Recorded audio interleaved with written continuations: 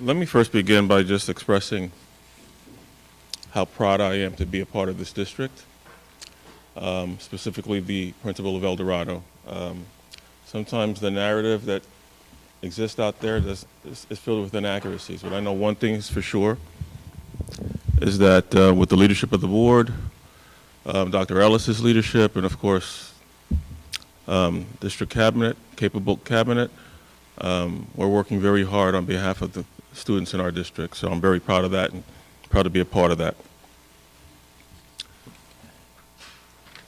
So let me talk a little bit about Eldorado. First of all, on behalf of Eldorado Elementary School, I want to thank the board for a few minutes. So our academic commitment, our SMARTY goal, which was set for ourselves last year, I just want to summarize very quickly for a couple of minutes.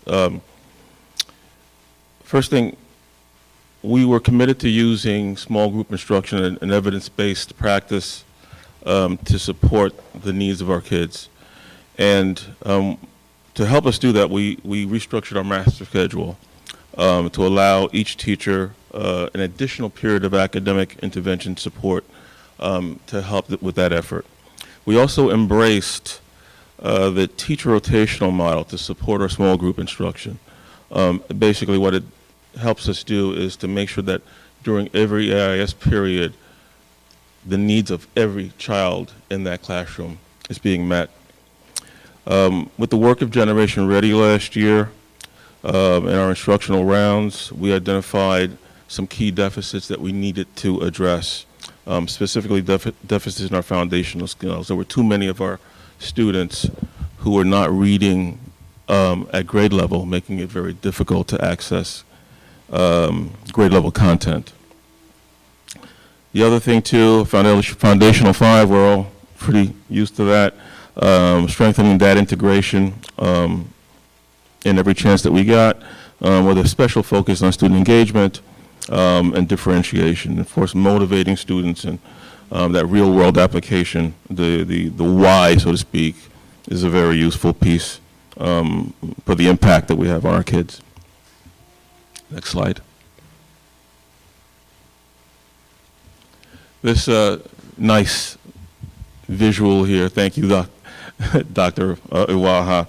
Triangulating the data. Obviously, there's a lot of data available to us. Special thanks to our district leadership.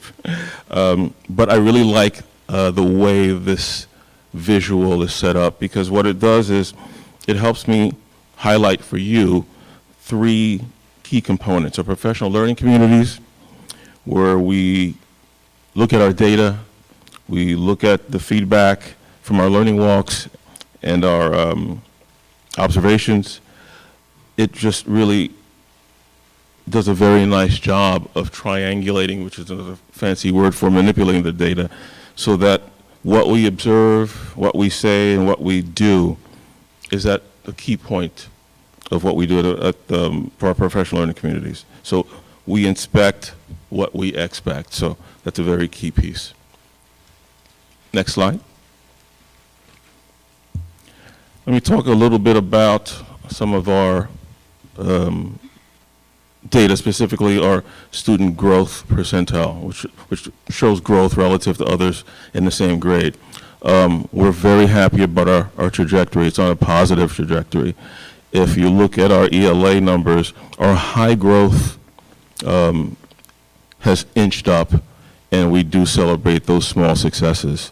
Although our typical growth and low growth is still flat, we are excited about our high growth, and that challenge is before us, but we're up to that challenge.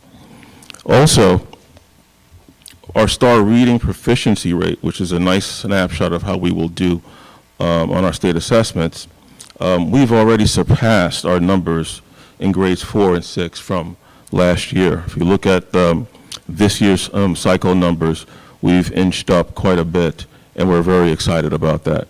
Our 5th grade is still a ways away, but again, things are looking good for them as well.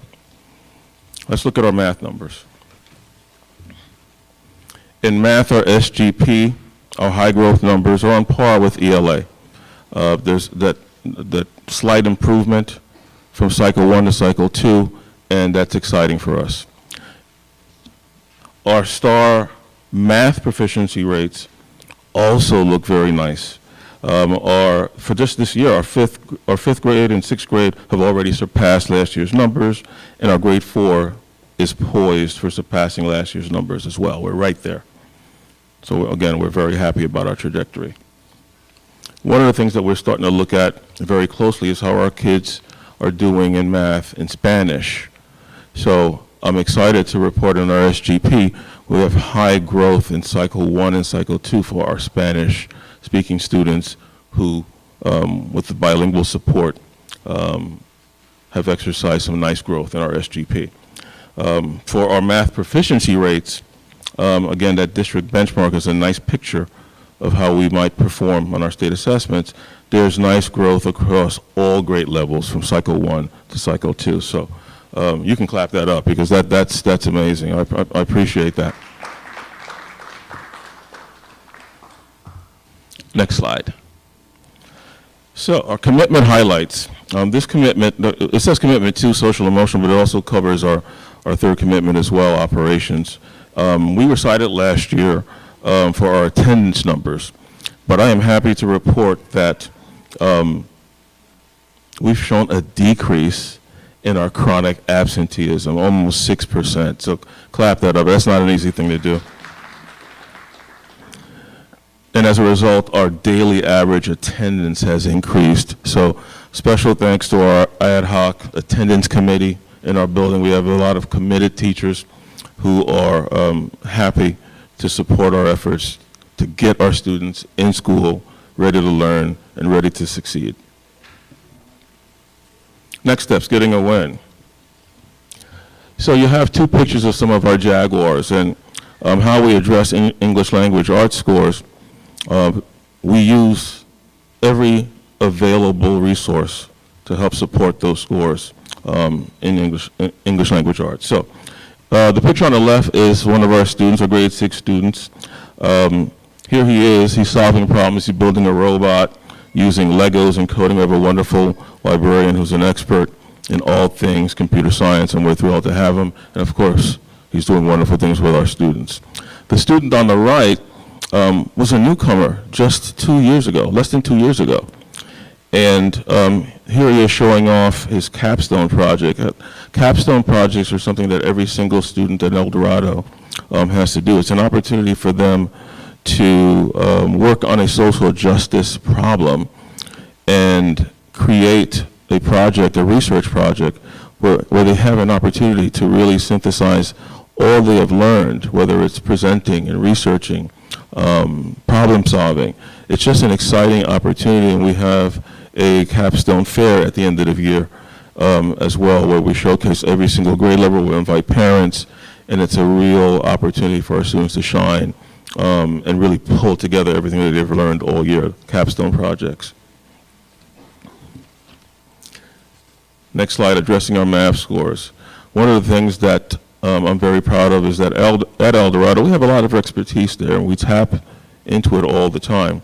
So one of the things we're doing is we're creating strategies to improve our math proficiency levels by focusing on power standards, using STAR data, using lyric data to do question item analysis, so that we understand what students can do and what they need more support in. So we're laser focused so that we're not doing test prep, but we are being very laser focused on making sure our students do the best that they very can on the exam. And as far as our English language proficiency scores, what you have there is one of our bilingual teachers. As you know, we've had an influx of student non-readers even in their home language. So it does challenge our small groups, but what we've done is we've identified small numbers of students, and we pull them out to do phonics in Spanish. Phonics in Spanish so that they gain confidence in their own language, making it easier for them to learn the English language. So that program is called the Nacho program, and that came from within our building. And we're testing it out. We're not afraid to try new things, and we're hopeful that it's something that will show great improvement for our non-readers, and then we'll share it with the rest of the district as well. And last but not least, I just want to thank you all, and I want you to know that the spirit of collaboration, the spirit of creativity, and a commitment to solution-based problem solving is paramount at Eldorado, and we are Eldorado strong. And thank you for a couple of minutes.